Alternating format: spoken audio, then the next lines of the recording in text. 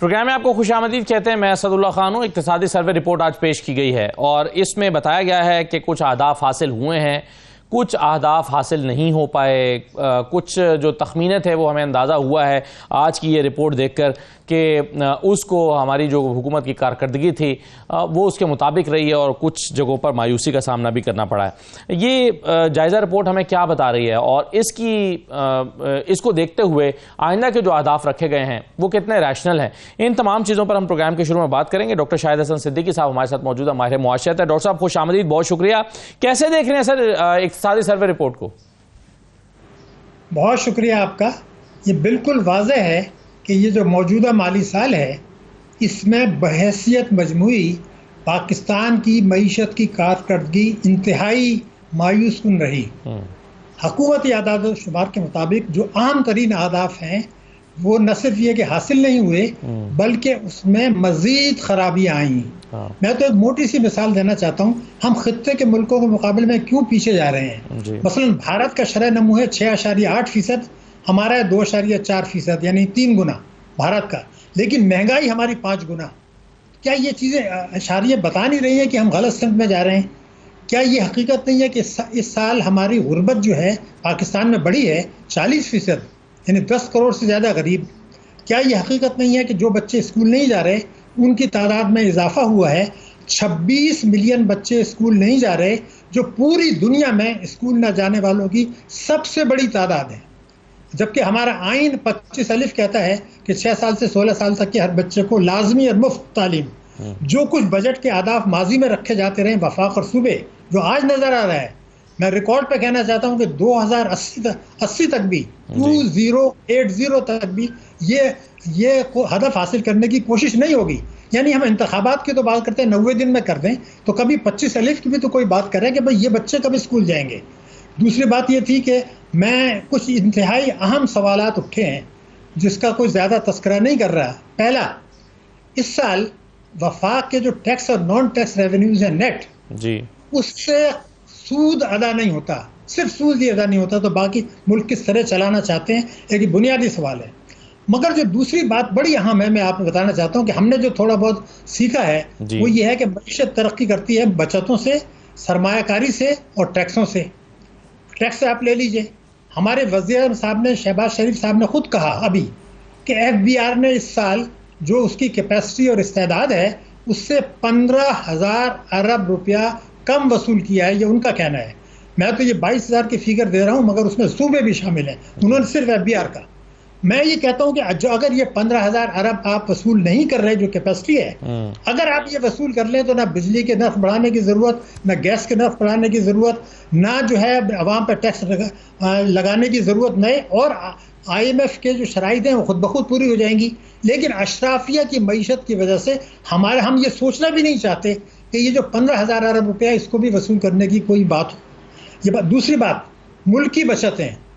अफसोस की और शर्म की बात है कि मेरी मुल्क की बचतें 7.3%। तो दूसरे ममालिक अगर वो 25 से ज़्यादा कर रहे हैं तो आप 7% पर क्या हासिल करना चाहते हैं? इसकी कोई बात क्यों नहीं करता? मुल्क की सरमायाकारी हमारी 13% है, होनी चाहिए 25% से ज़्यादा। Again one of the lowest in the region. जब ये तीनों चीज़ें मैं देखता हूँ तो एक जुमला मैं आपको इसमें और बता दूँ, वो ये है कि हमारा मुल्क में 2018 और 2019 ऐसे बदकिस्मत साल थे कि दो मुख्तलिफ हुकूमतों हैं, दोनों ने, एक PTI और एक शाहिद खाकान अब्बासी, मिस्टर क्लीन, दोनों ने टैक्स एमनेस्टी स्कीम लेकर आए और ये कहा कि लूटी हुई दौलत जो पाकिस्तान से बाहर गई है वो बेशक वहीं रखें, हमें थोड़ा बहुत टैक्स दे दें। अरे भाई, चोरी का सामान बरामद हुआ तो आप होते कौन है कि आप उनको ये कहें कि लूटी हुई दौलत? लेकिन हमारी जी डॉक्टर साहब, मैं जाहिर है हम एम्प्लॉयमेंट की बात करते हैं ना, आम आदमी के जो मसले हैं वो, उसको रोज़गार चाहिए, उसको आपने तालीम का जिक्र किया, जाहिर है वो भी चाहिए, और महंगाई में कमी चाहिए।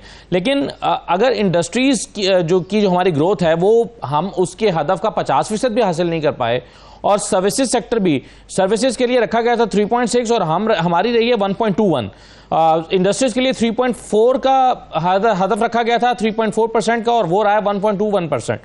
तो जब हम इंडस्ट्रीज और सर्विसेज सेक्टर, दो बड़े सेक्टर्स हैं, इनकी ग्रोथ का हदफ हासिल नहीं कर पाएंगे, एम्प्लॉयमेंट कैसे होगी?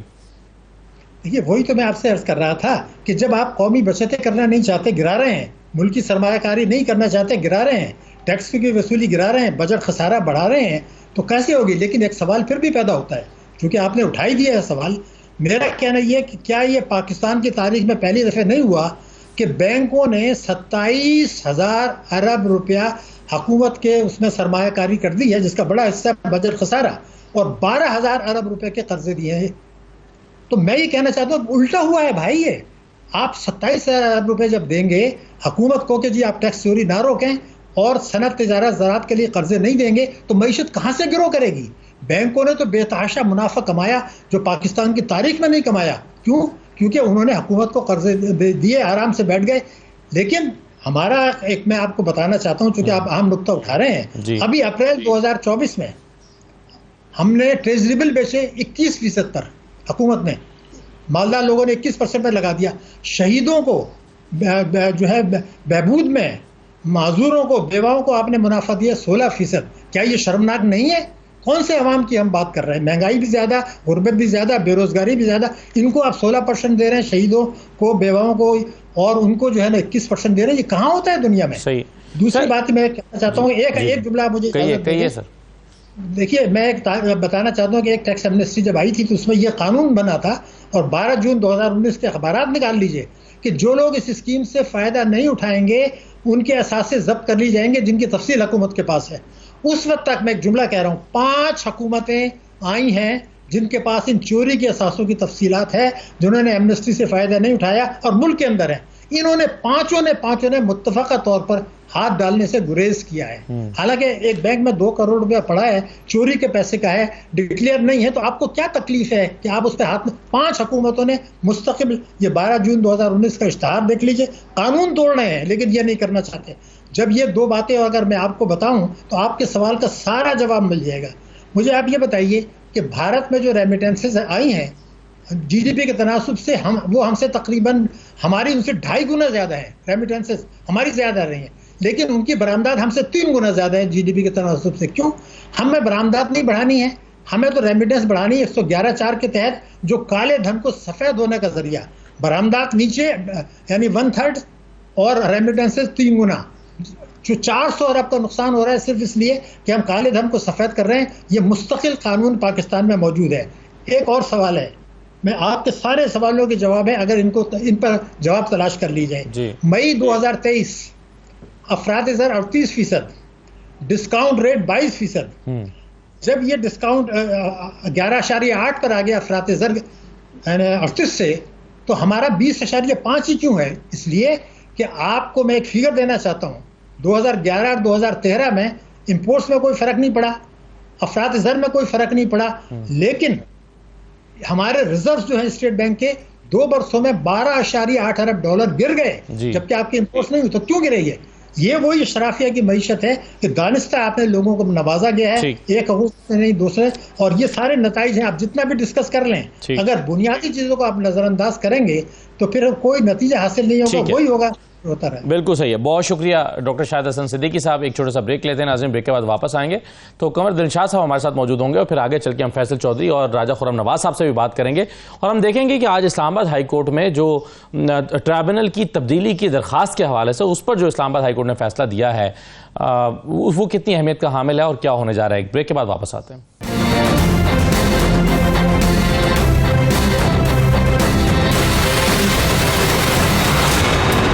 ब्रेक के बाद आपको दोबारा खुशामदीद कहते हैं। आज इस्लामाबाद हाई कोर्ट में इलेक्शन तरमीमी ऑर्डिनेंस और ट्राइब्यूनल की तब्दीली के खिलाफ दरखास्तों पर समाअत हुई है।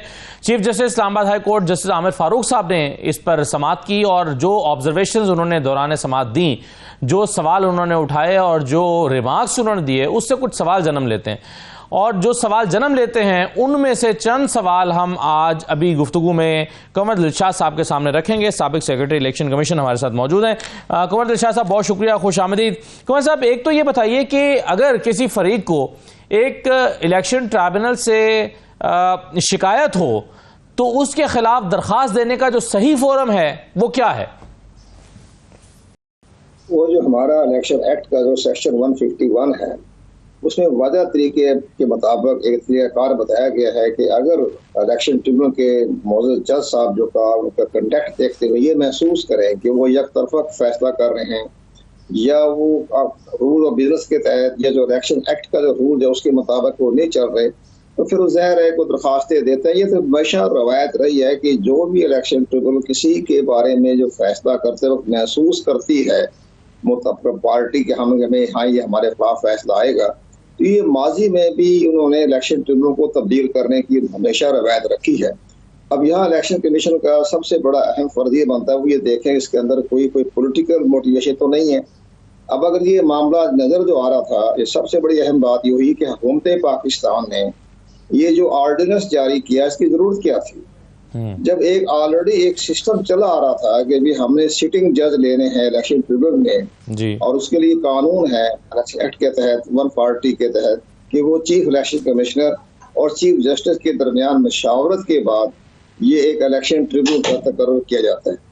अब यहाँ ये थोड़ा सा मसला मेरे दोस्त ये हो गया कि जो chief justice Lahore high court हैं उन्होंने इलेक्शन कमीशन से पूछे बगैर मशावरत किए बगैर 6 ट्रिब्यूनल का जो है उन्होंने नोटिफिकेशन कर दिया जी। अब इलेक्शन कमीशन ने ये कहा कि जी सेक्शन जो हमारा 140 है उसमें तो है कि मशावरत की जाएगी, मशावरत मैंडेटरी है और मीनिंगफुल मशावरत, उसके बाद ये इलेक्शन ट्रिब्यूनल बनता है। तो आपने जो 6 ट्रिब्यूनल बना दिए हैं तो हम इसको तस्लीम नहीं करते। यहाँ एक इख्लाफात राय पाया गया जिसकी बना पर ऑर्डिनेंस आ गया और ऑर्डिनेंस में ये कहा गया कि ये रिटायर्ड जज जो हैं उनकी खिदमत हासिल की जा सकती है। अब रिटायर्ड जज का जो मामला है माजी का 2013 का वो हमेशा मुतनाज़ा रहा। इमरान खान साहब ने उस वक्त जो बहुत बड़ी तहरीक चलाई थी इलेक्शन 2013 के खिलाफ, उनमें यही उनका मुतालिबा था कि जो रिटायर्ड जज हैं वो एक खास जमात के जो है उनका झुकाव है, तो मैं उनके फैसले को हम तस्लीम नहीं करते। लेकिन इसके इमरान खान का ये पॉइंट ऑफ व्यू दुरुस्त साबित नहीं हुआ, उन्होंने बहुत से फैसले जो थे कमर साहब आप, लेकिन जो मेरा बुनियादी सवाल था इसमें वो ये था कि अगर एक फरीक को शिकायत है ट्राइब्यूनल के खिलाफ तो क्या वो उसी ट्राइब्यूनल के सामने कहेगा, जैसे आमतौर पर हम जज को कहते हैं कि जी हमें आप पर एतमाद नहीं है, आप केस वापस हाई कोर्ट को भिजवा दें या चीफ जस्टिस को भिजवा दें, क्या ट्राइब्यूनल से ही शिकायत की जाएगी या उसी हाई कोर्ट से की जाएगी जिसके तहत वो ट्राइब्यूनल बना है, या इलेक्शन कमीशन सही फोरम है शिकायत करने के लिए? वो इसमें जो हमारा जो कानून है ना सेक्शन 140 उसमें तो सॉरी 151 उसके तहत तो उन्होंने इलेक्शन कमीशन को ही कहना होता है कि जनाब हमें इस मुतलका जो होते हैं इलेक्शन ट्रिब्यूनल वो हाई कोर्ट के चीफ जस्टिस के अंडर नहीं होते, वो इलेक्शन कमीशन के मतहत होते हैं और इलेक्शन कमीशन जिस तरह भी हदायत जारी करे उस पर अमल दरामद करना उन पर मैंडेटरी है। लेकिन मसला ये है कि ये जज जो हैं ये इलेक्शन कमीशन के अंडर आते हैं, ये हाई कोर्ट की जज के अंडर नहीं आते। अब लेकिन यहाँ इलेक्शन कमीशन को तब्दील करने के ये अख्तियारात हैं दरख्वास्त गुजार को कि वो तब्दील करने की दरख्वास्त दे सकता है। अब यहाँ एक बड़ा एक टेक्निकल मसला पैदा हुआ और टेक्निकल मसला ये पैदा हुआ कि इसमें एक जो उसमें टाइम बार हो गया। अब ये टाइम 15 दिन का टाइम बार हो गया तो ऑनरेबल जज जो थे हमारे इस्लामाबाद हाई कोर्ट के तारिक जहांगीर साहब उन्होंने उसको इग्नोर कर दिया, ओवर रूल कर दिया। उस पर इलेक्शन कमीशन ने कहा कि आप जो टाइम बार जो है ये आप उसको ओवर रूल करने की मजाज नहीं है, ये तो इलेक्शन कमीशन भी उसको ओवर रूल नहीं कर सकता, तो आपने कैसे ओवर रूल कर दिया। ये थोड़ा सा एक ऐसा मसला पैदा हो गया जिसमें ग्राउंड बन गया इलेक्शन ट्रिब्यूनल को तब्दील करने का। लेकिन यहाँ एक रिटायर्ड जज की बजाय अगर किसी इस्लामाबाद हाई कोर्ट के दीगर किसी मौजूद जज को इलेक्शन ट्रिब्यूनल का जज मुकर्रर कर देते तो शायद ये मसला पैदा सही है। लेकिन सर जस्टिस तारिक जहांगीरी साहब के पास जब ये मामला चल रहा था तो उन्होंने फ्रीकैन से जवाब जमा कराने के लिए कहा। अब ये जो मोअज़्ज़िज़ तीनों अरकान पार्लियामेंट है इस्लामाबाद से जो जीते हैं इन्होंने 7 दिन में, क्या यही कानून है? तो ये बता दीजिएगा कि 7 दिन में जवाब जमा कराना होता है, क्योंकि आज शुएब शाहीन ने इसका हवाला दिया है। वो कहते हैं 7 दिन में जवाब जमा कराना होता है, 7 दिन में जवाब ना जमा कराया जाए तो 1 लाख रुपए जुर्माना लगता है और उसके बाद फिर डेली समाअत होती है। लेकिन यहां पर 1.5 महीने तक भी जवाब जमा नहीं कराया गया और उल्टा इल्जाम यह है ट्राइब्यूनल के ऊपर कि ये जल्दबाजी का मुजाहरा कर रहे हैं। नहीं, ये फैसला जो दरख्वास्त गुजार की ये जो है पॉइंट ऑफ व्यू दुरुस्त नहीं नजर आता। वो तो ठीक है कि उन्होंने 1.5 माह तक इंतजार भी नहीं करना चाहिए था इलेक्शन ट्रिब्यूनल को, बाकायदा एक तरफा फैसला कर देते, वो भी उनके पास इख्तियारात हैं। अब एक बड़ी, लेकिन अगर एक तरफा फैसला करते तो फिर तो सर ज्यादा कैंपेन चलाई जाती कि देखिए एक तरफा फैसला कर दिया है और अभी भी कहा जा रहा है कि जल्दबाजी में कर दिया है। कोई जल्दबाजी ना होती, बात ठीक है, सुप्रीम कोर्ट में जाते हैं उसको देखो ना, इलेक्शन ट्रिब्यूनल के फैसला जो होता है उसके खिलाफ सुप्रीम कोर्ट में अपील दायर होती है, बस बाकायदा सुप्रीम कोर्ट में चले जाते, वहाँ देखा जाए तमाम रिकॉर्ड देखते। एक और बड़ी अहम बात है उसमें ये बात हुई है कि मुझे बड़ी हैरानगी हुई कि जी रिटर्निंग ऑफिसरान को वो नोटिस जारी कर रहे हैं इलेक्शन ट्रिब्यूनल के ऑनरेबल जज, और वो पेश नहीं हो रहे। तो यहाँ ऑनरेबल जज को चाहिए था फौरी तौर पर उनको सर्विस से डिसमिस करने के हुक्म जारी कर देता।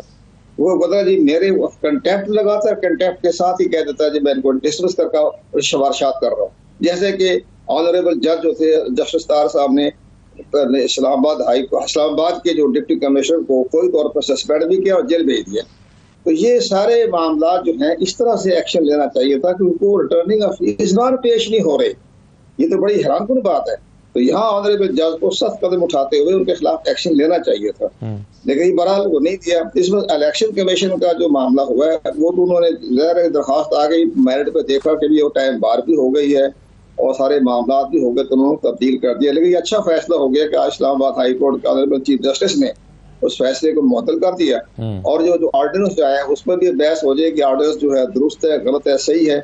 ये सारे मामला जो है इस्लामाबाद हाई कोर्ट ने अपने हाथ में ले लिए हैं और बहुत अच्छा कोशादा किया है इस्लामाबाद हाई कोर्ट। कंवर साहब, आज एक और नुक्ते पर बहस हुई है और वो ये है कि क्या इलेक्शन कमीशन ट्राइब्यूनल से किसी भी केस का रिकॉर्ड मंगवा सकता है? क्योंकि आज ऑब्जर्वेशन यही है कि जी इलेक्शन कमीशन के इख्तियार से ये तजावुज है, वो ट्राइब्यूनल से रिकॉर्ड नहीं मंगवा सकता। आपकी दानिश में क्या रिकॉर्ड मंगवाया जा सकता है? इलेक्शन कमीशन जो है वो हर इदारे से भी जो आप अपना रिकॉर्ड तलब कर सकता है, और आप हैरान होंगे कि इलेक्शन ट्रिब्यूनल के पास बेपनाह इख्तियारात हैं। एक तो इख्तियारात ये हैं कि जो मुतलका रिकॉर्ड पेश किया है उनके अपने मेंबरान ने, तो वो भी पेश हो सकता है। इसके अलावा भी अगर उनको खबर मिल जाती है कोई दाएं बाएं से या कहीं अपने सोर्स के जरिए खबर मिल जाती है, उस पर भी वो एक्शन ले सकता है। वो हर इदारे से इलेक्शन ट्रिब्यूनल जो है, नहीं, मैं इलेक्शन कमीशन की बात कर रहा हूं सर। मैं आप तो कह रहे हैं ना कि ट्राइब्यूनल के पास बेतहाशा इख्तियारात है। मैं पूछ रहा हूं कि क्या इलेक्शन कमीशन ट्राइब्यूनल से रिकॉर्ड मंगवा सकता है? जहां रिकॉर्ड मंगवा सकता है, जहां से चाहे मंगवाए, तो इख्तियारात दिए हुए हैं। तो नहीं, इलेक्शन कमीशन के पास है। जी हाँ, उनके पास इख्तियारात है, वो रिकॉर्ड मंगवा सकते हैं, और हर इदारा जो है वो इलेक्शन कमीशन के मतहत है। और इस मामले नहीं, लेकिन सर तो क्या फिर ट्राइब्यूनल के इख्तियारात में ये मुदाखलत नहीं होगी? अगर इलेक्शन कमीशन किसी चलते हुए ट्राइब्यूनल में अगर एक मामला चल रहा है, वो जेर समात है, उसका रिकॉर्ड अपने पास तलब करें? नहीं, उसमें एक दरखास्त आ गई है, उनके खिलाफ मामला आ गया है, तो जो इलेक्शन ट्रिब्यूनल तो इलेक्शन कमीशन के अंडर हैं, वो उनके तहत वो बाकायदा रिकॉर्ड भी तलब कर सकते हैं, पूछ भी सकते हैं, वजाहत भी पूछ सकते हैं, सारे उनके पास इख्तियारात मौजूद हैं। लेकिन बहरहाल यहाँ थोड़ा सा मामला ऐसा हो गया जिसकी बना पर उन्होंने जो तब्दील किया। लेकिन बहरहाल जैसे इस्लामाबाद हाई कोर्ट के चीफ जस्टिस ने फैसला कर दिया तो मुमकिन ये वापस केस जो है वो तारिक जहांगीर के पास चला जाए। सही है। अच्छा कंवर शाह साहब, एक चीज और बताइए कि क्या इलेक्शन कमीशन जो है वो ट्राइब्यूनल तब्दील करने का यकतरफा फैसला कर सकता है? यानी अगर एक फरीक कहता है कि जी मुझे इस ट्राइब्यूनल पे एतमाद नहीं है, दूसरा कहता है कि जी मुझे एतमाद है, तो जिसको एतमाद है उसको सुने बगैर फैसला हो सकता है?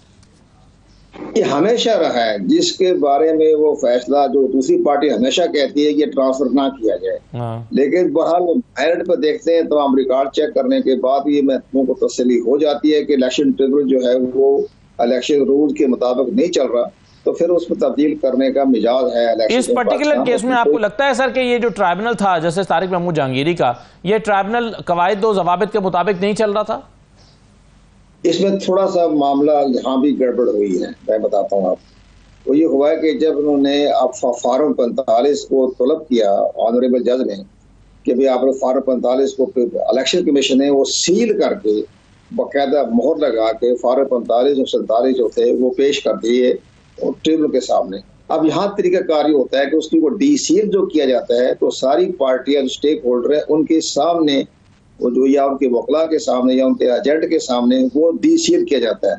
यहाँ हमारी इतला के मुताबिक जैसे हमें इतला मिली है कि उसमें उन्होंने डी सील कर दिया और दूसरी पार्टी से अभी को बुलाए बगैर, नोटिस किए बगैर, तो यहाँ भी उनको मौका मिल गया तो अपने इनके अपोनेंट को या तारिक चौधरी को भी, अजम वकील को भी और फरूख नवाज को भी कि जनाब देखिए हमारी अदम मौजूदगी में उन्होंने डी सील कर दिया। वो भी इलेक्शन में पूछा भी आपने डी सील कैसे कर दिया, तो उन्होंने कहा कि जी हाँ आपको हम दोबारा सील कर देते हैं, रीसील कर देते हैं। आप दोबारा तो नहीं कर सकते। एक और बड़ी अहम बात जो आपके नोटिस में लाना चाहते हैं, हाँ, ऑनरेबल जज ने महसूस नहीं किया जो रजिस्ट्रार मुकर्रर किया जाता है इलेक्शन ट्रिब्यूनल का, उसकी मंजूरी देता है इलेक्शन कमीशन ऑफ पाकिस्तान। यहाँ जज ऑनरेबल जज ने अपनी अपने पावर इस्तेमाल करते हुए जो इस्लामाबाद हाई कोर्ट के रजिस्ट्रार थे उनको इलेक्शन ट्रिब्यूनल का भी रजिस्ट्रार मुकर्रर कर दिया। यहाँ इलेक्शन कमीशन ने उनसे पूछा ऑनरेबल जज से कि जनाब आपने कैसे इसकी अपॉइंट कर ली, ये तो हमारे पास इख्तियारात हैं अब सेक्शन 151 के तहत, तो आपने कैसे रजिस्ट्रार मुकर्रर कर दिया। तो ये थोड़ा सा हुआ है मामला जिसकी बना पर इलेक्शन कमीशन पाकिस्तान ने एक्शन लेकर ट्रिब्यूनल को इख्तियारात वापस ले लिए। ये भी सारे मामले ग्राउंड रियलिटी जो मैं बता रहा हूँ, ये सब मैं आपके सामने बिल्कुल बाखबर तरीके से बता रहा हूँ, ये बात हुई है। सही है। अच्छा सर, ये बताएं कि ट्राइब्यूनल के जो रिमार्क्स या ऑब्जर्वेशन थी उसको जब इलेक्शन कमीशन में कोर्ट किया गया तो उसमें सबसे ज़्यादा एतराज़ जिस जुमले पर था वो ये था कि जी अगर किसी ने बयान हल्फी दिया तो मैं उसको जेल भेज दूंगा। जैसे तारिक जहांगीरी साहब ने किसी मौके पर ये कहा, यानी उन्होंने वार्न किया कि कोई जाली बयान हल्फी ना दे। ये आप इस पर एतराज़ किया गया कि ये क्यों कहा गया है ट्राइब्यूनल की तरफ से, जज साहब की तरफ से? आपके ख्याल में ये किसी भी फरीक की तरफ से ये एतराज़ करना दुरुस्त है कि झूठा बयान हल्फी जमा कराने पर जेल भेजने का इंदिया क्यों दिया गया है? देखा जी, अगर उसने झूठा बयान जारी कराया है तो एक्शन लेगा। अब अगर उनके लोगों ने एफिडेविट के तहत जमा नहीं कराया और जो बार बार वो फारग 45 की कह रहे थे कि आप इसके बारे में एफिडेविट दें, तो वो एफिडेविट नहीं दिया, तो ये तो ज़ाहिर है इलेक्शन ट्रिब्यूनल के दायरे इख्तियार में आता है। सही है। तो कमर साहब, ये जो एक और चीज़ हमारे सामने आई कि 2 या 3 जो उम्मीदवार थे उनका फॉर्म 45 मैच कर गया है, लेकिन वो उम्मीदवार जो जीते हुए हैं और अब कौमी असेंबली के मेंबर बन गए हैं, बस उनका फॉर्म 45 मुख्तलिफ है। इसका तरीकाकार क्या होता है जांचने का? बाकी लोगों को मैच कर देना ये एक अच्छा स्ट्रॉन्ग एविडेंस है, क्योंकि इस पर भी एतराज़ उठाया गया है कि वो ये कह रहे हैं कि हो सकता है कि वो फॉर्म 45 गलत हों और सिर्फ हमारे पास दुरुस्त हों, जबकि वो जमा भी नहीं कराए गए। इसमें माजी में जो हमारे सामने मिसालें मौजूद हैं, तो वो जैसे कि आपका इलेक्शन हुआ था 2013 में या सादिक का और अलीम खान का, इस तरह जहांगीर तरीन के केस भी चलते रहे, तो वो सारे उन्होंने नादरा के जरिए, उन्होंने फराजेन के जरिए तमाम जो है रिकॉर्ड चेक करवाया था। वो सबसे बड़ा जो अथॉरिटी है वो नादरा है। तो नादरा जो है वो बता सकेगा इसमें जाली है, टेम्परिंग है, फोटो कापी है, कैसे है। तो वो एक इसके लिए तो इलेक्शन ट्रिब्यूनल को चाहिए था कि नादरा की खिदमात हासिल करते कि आप इसको चेक करें। जैसे कि आपको याद होगा कि जो 2019 में कासिम सूरी साहब का जो इलेक्शन ट्रिब्यूनल था बलोचिस्तान का, तो उन्होंने बाकायदा नादरा के, लश्करी साहब जो थे बड़े पावरफुल आदमी हैं और मैं मुतमातिक से, उन्होंने नादरा से पूरा रिकॉर्ड चेक करवाया। तो नादरा ने ये कहा कि जी 25,000 वोट जो हैं बैलेट पेपर वो जाली हैं और वो अंगूठों के निशान नहीं है बल्कि पाँव के निशानात हैं, जिसको उसको कासिम सूरी को नाहिल करार दिया गया। बाद में सुप्रीम कोर्ट ने उसको स्टे दे दिया। तो ये सारे मामला तो नादरा के पास इख्तियारात है, नादरा से चेक करवाएं। फारग 45 इसको वैसे आप फिजिकली आप चेक नहीं कर सकते। ठीक है, बहुत शुक्रिया कमर दिलशाद साहब प्रोग्राम में शिरकत करने के लिए। एक ब्रेक लेते हैं नाज़रीन, ब्रेक के बाद वापस आते हैं तो इसी मामले पर मजीद बात करते हैं। हमारे साथ रहिए।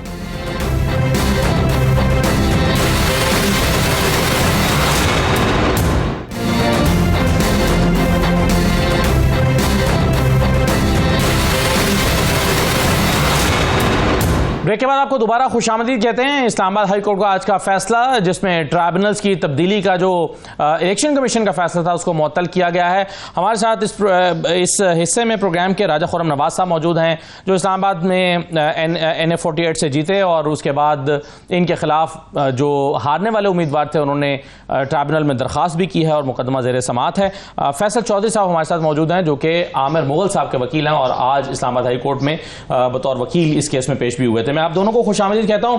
राजा खुर्रम साहब, आज जो फैसला है, एक तो इलेक्शन कमीशन का फैसला मुअत्तल कर दिया गया, दूसरा बड़े सख्त रिमार्क्स भी दिए गए हैं इस्लामाबाद हाई कोर्ट की तरफ से, चीफ जस्टिस साहब की तरफ से। अंजुम वकील साहब के हवाले से तो ये कहा गया कि क्यों ना अगली समाअत पर बुलाकर उनको तौहीन अदालत का नोटिस किया जाए। इलेक्शन कमीशन के फैसले को शाहकार फैसला करार दिया गया, तंजिया तौर पर कि दिखाएं वो शाहकार फैसला क्या था। और भी कई सख्त ऑब्जर्वेशन जो है वो इस्लामाबाद हाई कोर्ट की तरफ से दी गई है। तो क्या कहते हैं आप इस फैसले पर आज के जो आया है?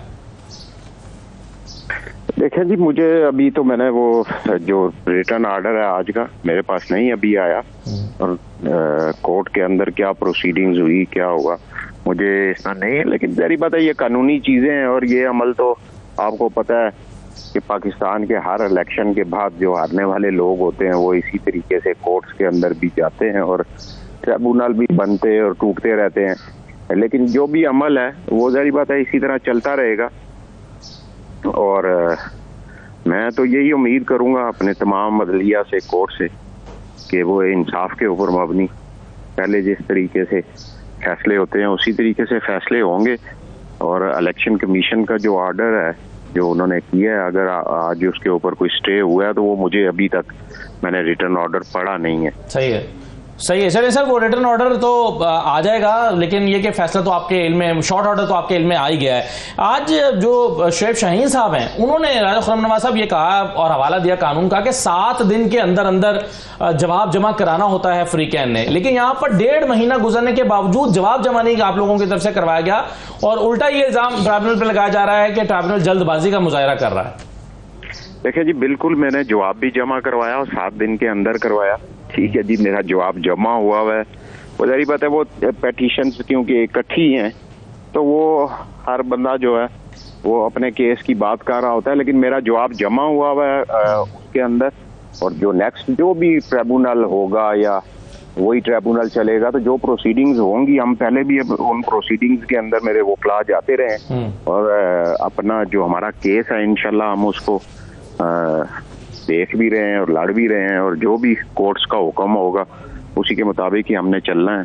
सही, सही है, सही। मैं फैसल चौधरी साहब की राय ले लूँ। फैसल साहब, एक तो मुझे ये बता दीजिए कि अगर एक ट्राइब्यूनल से किसी फरीक को शिकायत है तो ट्राइब्यूनल की तब्दीली के लिए दरखास्त देने का सही फोरम क्या है? इलेक्शन कमीशन है या वही ट्राइब्यूनल है? क्योंकि आज शुएब शाहीन साहब ने यह भी कहा कि जी ये तो इसी ट्राइब्यूनल के सामने दरखास्त आनी चाहिए थी या इस्लामाबाद हाईकोर्ट के सामने आनी चाहिए थी, लेकिन क्या ये दुरुस्त नहीं है कि इलेक्शन कमीशन ही सही फोरम है और माजी में उसी का इस्तेमाल होता रहा है?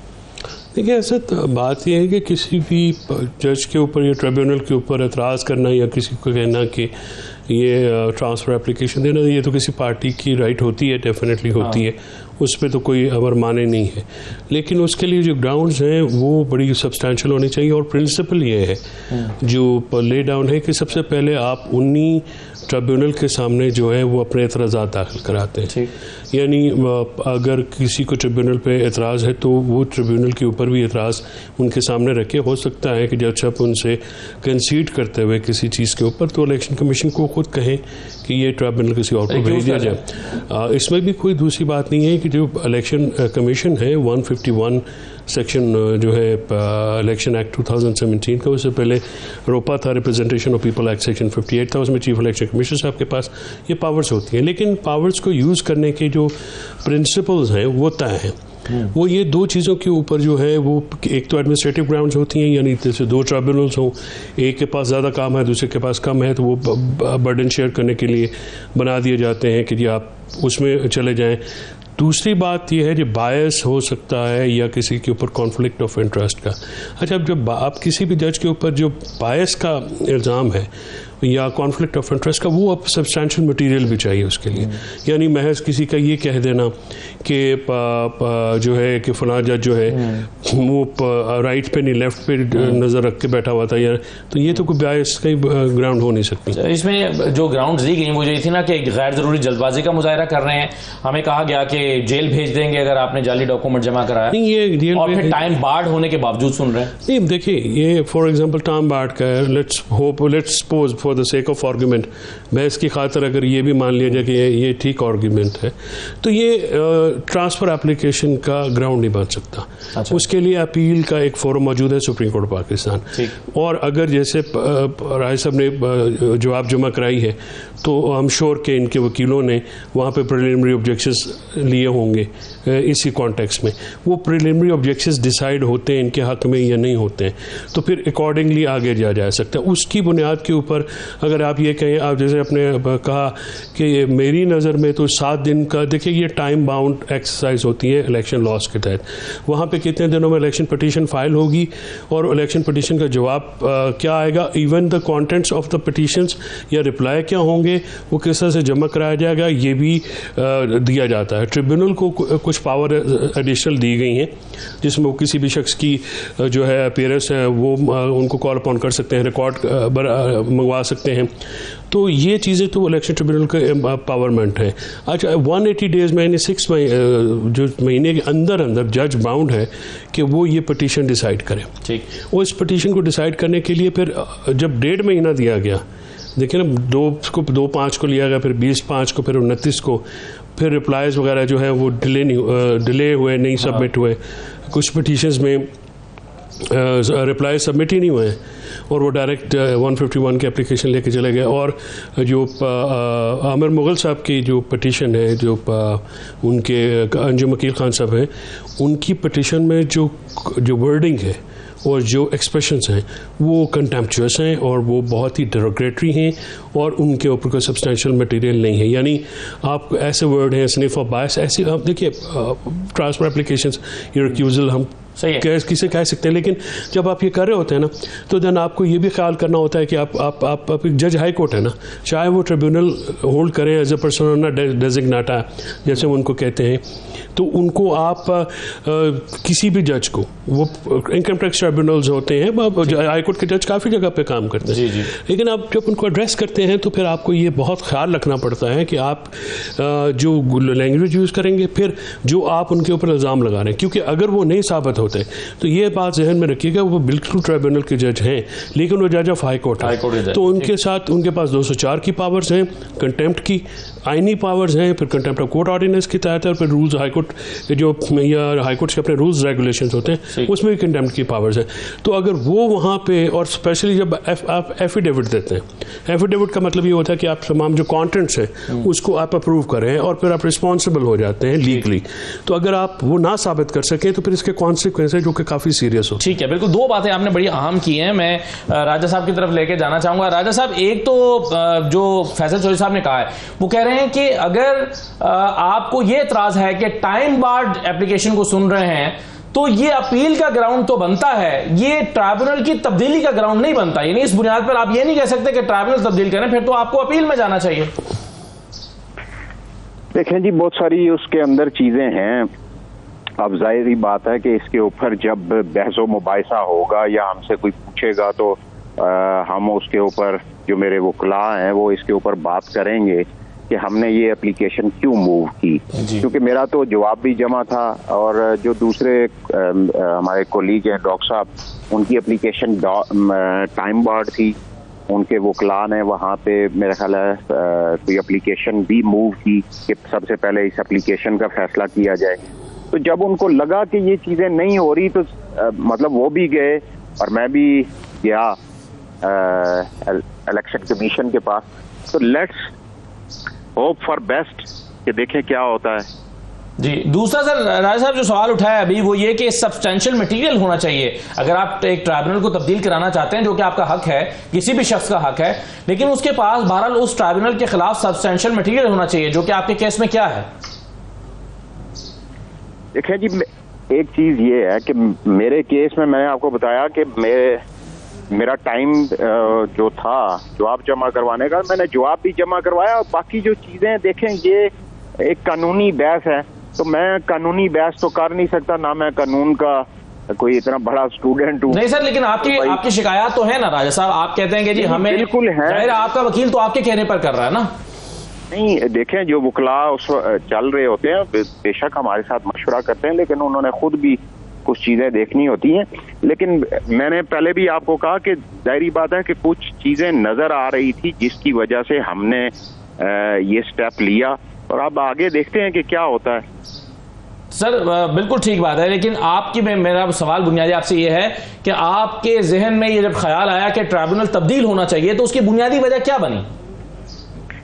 देखें, मैंने अपना जवाब जमा करवाया, जो मेरे से चीजें मांगी गई वो मैंने दी, लेकिन बात चीजें वहां पे ऐसी मतलब हमें होती हुई नजर आ रही थी, ठीक है, कि जैसे वो बिल्कुल जो हाई कोर्ट की प्रोसीडिंग्स हैं, जो रिट पिटिशंस की प्रोसीडिंग्स होती हैं, ये क्योंकि ट्रायल कोर्ट है और ट्रायल कोर्ट का तरीकाकार ही एक अलहदा से होता है और उसके अंदर सबसे पहले जो एविडेंस होती है वो कलेक्ट होती है, उसके बाद इश्यूज फ्रेम होते हैं, इश्यूज फ्रेम होने के बाद बाकी जो प्रोसीडिंग्स हैं वो आगे चलती हैं। लेकिन क्योंकि ये जो एक्ट के अंदर 2017 के इलेक्शन एक्ट के अंदर और जो बाकी सीपीसी के अंदर चीजें दी गई हैं, क्योंकि वो ट्रायल कोर्ट उस तरीके से ये प्रोसीडिंग नहीं हो रही थी जिसकी वजह से हम लोग इलेक्शन ट्रिब्यूनल की तब्दीली के खिलाफ हमने इलेक्शन कमीशन के अंदर गए। बिल्कुल सही है। असल फैसल जो साहब, दो तीन चीजें, एक तो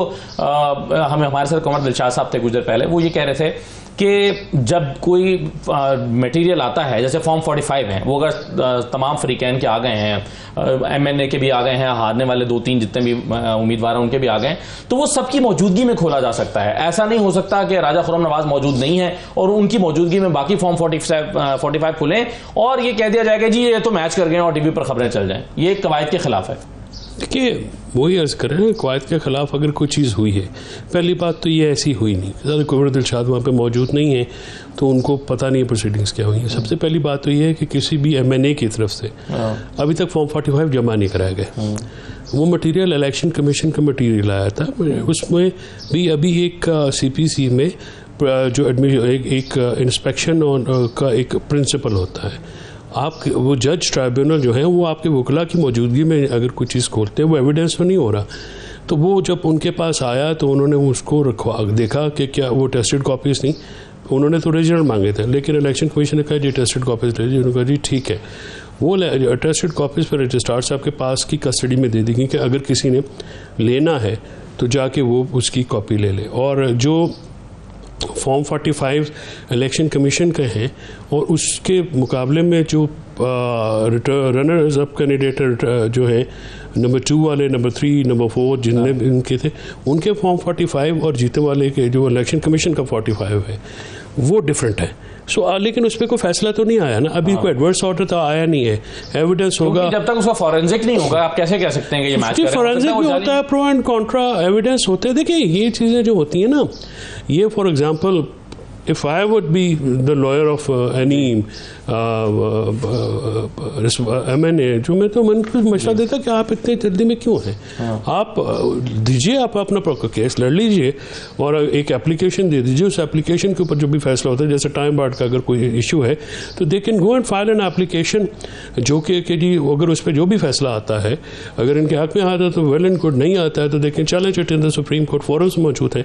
तो बात यह है जी कि कोई भी ऑब्जेक्शन लेना तो किसी पार्टी का हक होता है, उसे आप रोक तो नहीं सकते हैं, लेकिन अगर ये कोई बुनियाद बना के अगर आप ये कहें, मैं जैसे कहूँ कि जी वो कहें जी मुझे तो जज साहब की आज जो टाई पसंद नहीं आई या यानी उतार कर उन्होंने रख दी, ऐसी बातों पे तो नहीं ना तासुब होता। तासुब तो जब होगा आपके खिलाफ कोई ऑर्डर पास हुआ, अभी तक कोई सब्सटैंशियल ऑर्डर तो है ही नहीं, प्रिलिमिनरी स्टेज है, 2 पिटीशनों में अभी तक रिप्लाई भी जमा नहीं हुए। अब 7 दिनों के बाद अगर आप रिप्लाई जमा कराएंगे तो फिर पिटीशनर का तो राइट होगा, वो तो उस पर ऑब्जेक्ट करेगा, क्योंकि 7 दिनों के बाद अगर आप रिप्लाई जमा कराते हैं then you have to have a substantial. हुआ ये जो नजरिया आता है कि ये 7 दिन गुजर गए और जवाब जमा नहीं हुए, और मीनवाइल ट्रिब्यूनल की, क्योंकि राजा साहब तो कह रहे हैं मैंने जवाब जमा कराया है, राज साहब ने बिल्कुल कराया होगा, आप डेफिनेटली कराया होगा, आई एम नॉट रिफ्यूटिंग हिम, मैं कॉन्ट्रडिक्ट नहीं कर रहा। आप उस जवाब में क्या ये ऑब्जेक्शंस लिए गए, क्या ये नहीं लिए गए, और उनके ऊपर वेट कर, अगर ऑर्डर का वेट कर लेते तो ज़्यादा बेहतर होता उसमें। और रिजेक्शन की एप्लीकेशन जो है वो नहीं डाली गई as per as my information is concern, तो अगर नहीं डाली है तो फिर डाल दें। इशू ये होता है ना सर कि आप ट्रिब्यूनल्स के ऊपर, और फिर आप ये कहें कि जज जो है वो सिर्फ बायस और नेपोटिज्म करता है। अब नेपोटिज्म का मतलब ये है असद साहब कि कोई जज का रिश्तेदार है, अगर वो जज के या तो कंप्लेनेंट रिश्तेदार है या वकला जो है उसके उनके पिटीशनर्स के कोई रिश्तेदार हैं, या रिस्पोंडेंट्स में से 42 रिस्पोंडेंट्स हैं उनमें से कोई उनका रिश्तेदार है, फिर तो आप कह सकते हैं। बट अगर आप इल्ज़ाम लगा दें, नेपोटिज्म से मुराद ये है कि जी ये अकरबा परवरी वकला है तो जज वकला को अपनी कम्युनिटी को सपोर्ट करेंगे, ये इल्जाम ये आप देखिए ना, ये शाहीन ने आज का अली बुखारी साहब के और उनके उसमें यही लिखा हुआ है। देखिए अब ये तो बड़ा भोंडा एक इलेक्शन कमीशन की तरफ से भी जो एडमिशन नोट है कि जी फलां वकील है। फॉर एग्जांपल अगर मैं वकील हूँ तो क्या मेरे सारे राइट्स खत्म हो जाएंगे? मैं अगर इलेक्शन पिटीशन फाइल करता हूँ किसी के अगेंस्ट तो क्या मेरा राइट खत्म हो जाएगा? देखिए इस तरह से तो कभी भी नहीं होता। वैसे साहब आज आपने अदालत में कहा कि इलेक्शन कमीशन के इस किस्म के ऑर्डर से अदलिया की, इस किस्म का जो ऑर्डर है वो अदलिया की आज़ादी पर हमला है। अदलिया की आज़ादी पर कैसे हमला है? देखिए असद बात यह ना कि एक ट्रिब्यूनल जो है ये अब सेटल्ड प्रिंसिपल है इंडिपेंडेंस ऑफ जुडिशरी जो है वो शरफ अफरीदी केस में या महरम केस में या अपना, इसके अलावा प्लेंथोर ऑफ जजमेंट्स हैं, ढेरों जजमेंट्स हैं, आप किसी भी ट्रिब्यूनल की प्रोसीडिंग्स रेगुलेट नहीं कर सकते या अदालत की प्रोसीडिंग्स रेगुलेट नहीं कर सकते।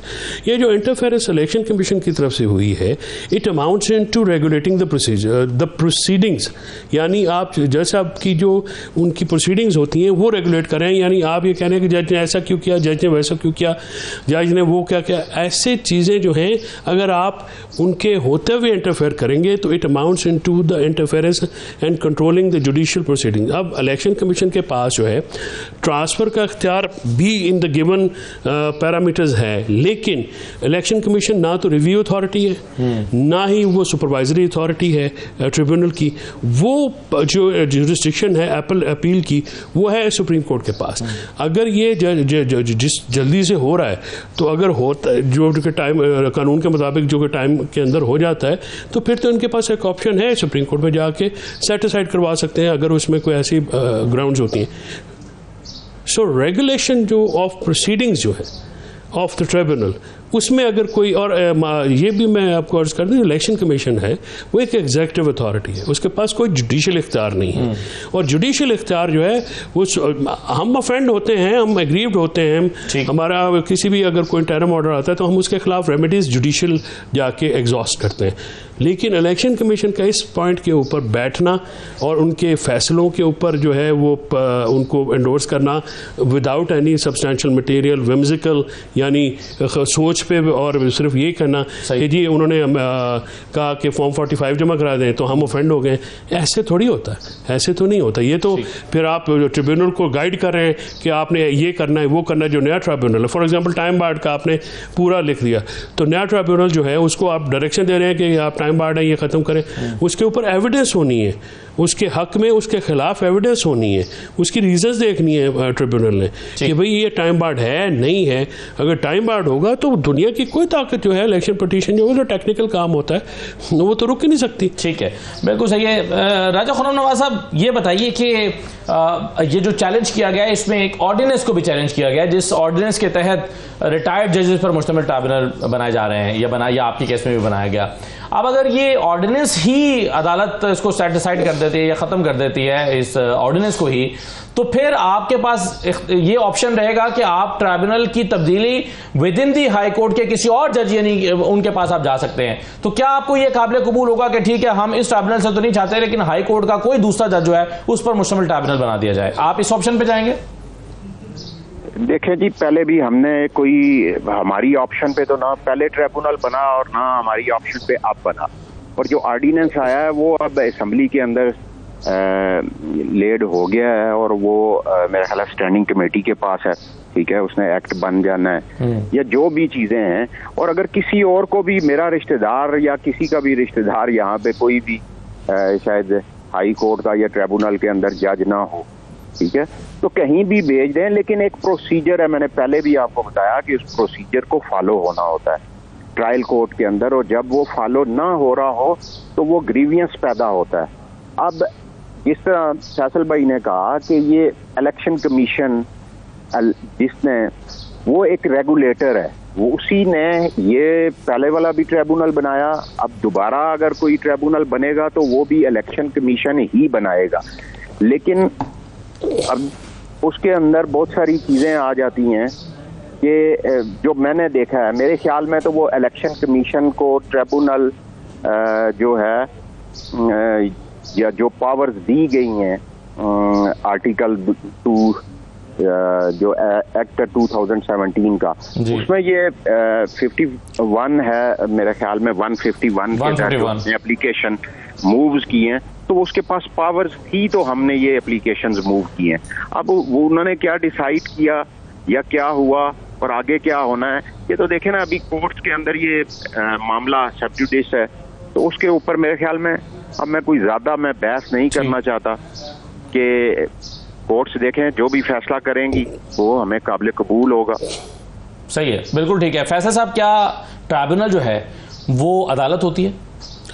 ट्रिब्यूनल के पास जुडिशल इख्तियारात होते हैं और अदालत और ट्रिब्यूनल में फ़र्क तो ज़रूर होता है, लेकिन ये जो ट्रिब्यूनल्स इलेक्शन ट्रिब्यूनल्स हैं ये कोर्ट्स होती हैं। इसके खिलाफ जैसे सर्विस ट्रिब्यूनल्स हैं उनका भी फैसला जो है वो समवॉट जुडिशल होता है और उसको फिर सुप्रीम कोर्ट में अपील प्रोवाइड की जाती है। वो बिल्कुल एविडेंस रिकॉर्ड करते हैं, सारा कुछ करते हैं।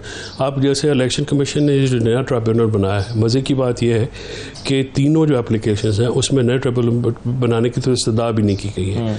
और जब एक इलेक्शन ट्रिब्यूनल आपने बना दिया है तो फिर आप फंक्टस ऑफिस हो जाते हैं, यानी फिर आप उसमें उसका में काम ख़त्म हो जाता है। फिर ट्रिब्यूनल ही अपने तहीं पे फैसला करता है। गलत भी कर सकते हैं, सही भी कर सकते हैं। गलत फैसले जो हैं हज़ारों टर्न आउट हो जाते हैं सुप्रीम कोर्ट में। इसी तरह से सही फैसले अपहोल्ड भी हो जाते हैं। बहुत सारे लोग जाते हैं, एक मुसलसल अमल है, सुप्रीम कोर्ट भी इसको देखती है। जो प्रॉब्लम ये है कि जो इलेक्शन कमीशन की इंटरफेरेंस इस वक्त, जैसे ये आपको पता है कि ये जो ऑर्डिनेंस है 2023 में जब ये पीडीएम का हुकूमत था तो एक एक्ट लाया गया, second amendment act of election act 2017। उसमें जो ये रिटायर्ड जजेस हैं इनकी अपॉइंटमेंट को डिलीट किया गया कानून से। तो अब ऐसी सिचुएशन क्या होगी, एक यकलख कि आपको रिटायर्ड जजेस दोबारा याद आ गए, ठीक है, और फिर आपने कंसल्टेशन चीफ जस्टिस साहबान की जो है वो उसमें से निकाल दी। देखिए जस्टिस को सिर्फ होना नहीं होता, इंसाफ होते हुए नज़र भी आना चाहिए। अगर आप चीफ जस्टिस साहब की मुशावरत से, जैसे ये आपने ट्रिब्यूनल लगाया है, ट्रिब्यूनल लगा के आपने इसको नोटिफाई किया, यानी आपको एक्सेप्टेबल था तो नोटिफाई किया आपने। अब आप उसको कानूनी तौर पे आपको उसको विड्रॉ करने का इख्तियार कोई नहीं है। आपके पास ये पावर नहीं है। ट्रिब्यूनल जब सीज टू एग्जिस्ट होता है जब वो अपने पिटीशंस डिसाइड कर लेते हैं, उनको वन वे और अदर किसी के हक में तो होनी होती है। तो वो जब हो जाता है तो फिर वो आप ख़त्म कर सकते हैं। आपने वो ट्रिब्यूनल भी रखा हुआ है। फिर आपने टेरिटोरियल लिमिट्स जो हैं इस्लामाबाद की, आप हाई कोर्ट के कौन से इसमें कॉम्प्लिकेशंस आ जाती हैं ना, कौन से चीफ जस्टिस से फिर आप सलाह करेंगे या कौन सी हाई कोर्ट में ये जाएगा। इस्लामाबाद हाई कोर्ट या मतलब में रहना है, उसकी जुरिस्डिक्शन में होता ये क्या है कि बहुत सारे इंटरम ऑर्डर्स आते हैं, तो इसमें बहुत सारी चीज़ें रेट पिटिशंस में भी चली जाती हैं। ठीक है, तो कौन से रेट पिटिशन, आईसीटी का कॉम्प्लिकेशन, और फिर जब आपने मतलब जिसको अंग्रेजी में कहते हैं ना कि election commission went an extra mile, यानी वो घर से निकले और उन्होंने पिटिशन किया, जी आओ जी हम कर लेते हैं, ऐसे नहीं। सही है, चलिए वो तो अब मामला इस्लामाबाद हाई कोर्ट के पास है, वो डिसाइड करेंगे। बहुत शुक्रिया फैसल चौधरी साहब आपका, और राजा खुर्रम नवाज साहब आपका भी बहुत शुक्रिया प्रोग्राम में शिरकत करने के लिए। ये आज का प्रोग्राम था, नाज़रीन इजाज़त दीजिए, अल्लाह हाफिज़।